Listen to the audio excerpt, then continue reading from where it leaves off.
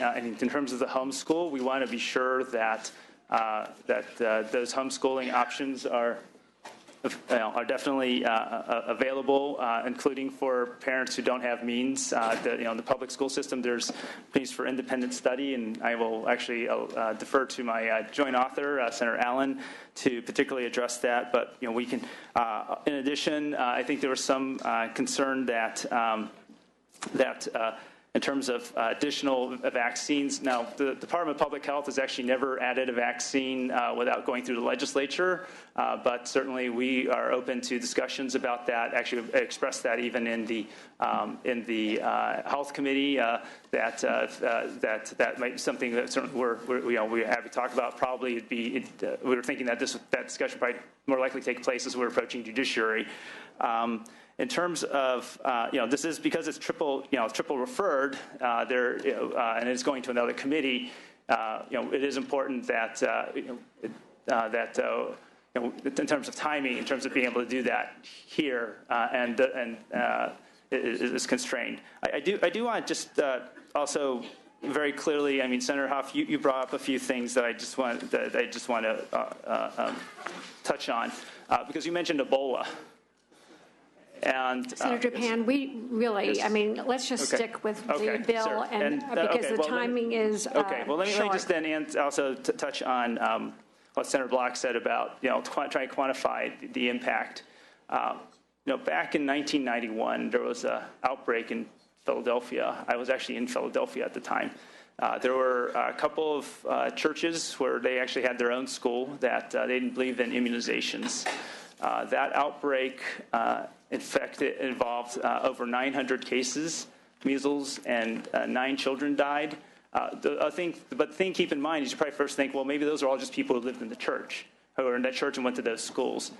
6 of the children were attendees of their school. 3 of them were not.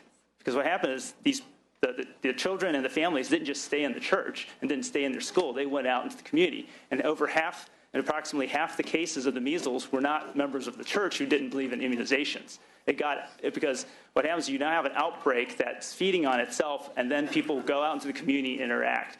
And that is the concern. If we have these pockets of low immunization rates, that basically spreads out into other parts of the community, and that's what we saw with Disneyland, where it basically didn't stay in Disneyland but hopped and moved and across the state, and that is the danger. That continues to increase. Then we're going to see more severe. We're going to see more people hospitalized. We're going to see more people potentially, even children, even potentially get permanent damage or die. Unfortunately, if I were you, I would not take a vote today. I would try to get answers to all the questions that have been raised and get answers back to every member that have raised these questions, that we could do a vote only next week. Otherwise, I don't think your bill proceeds out of this committee. So I'm going to count to 5, and I don't see it. What was your pleasure?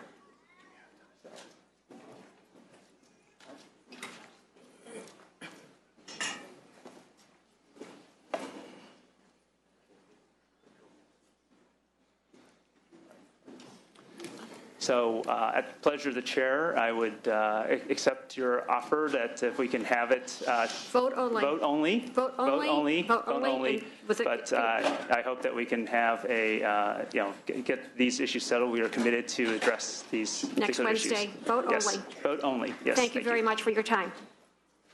Okay, so members, we are going to adjourn.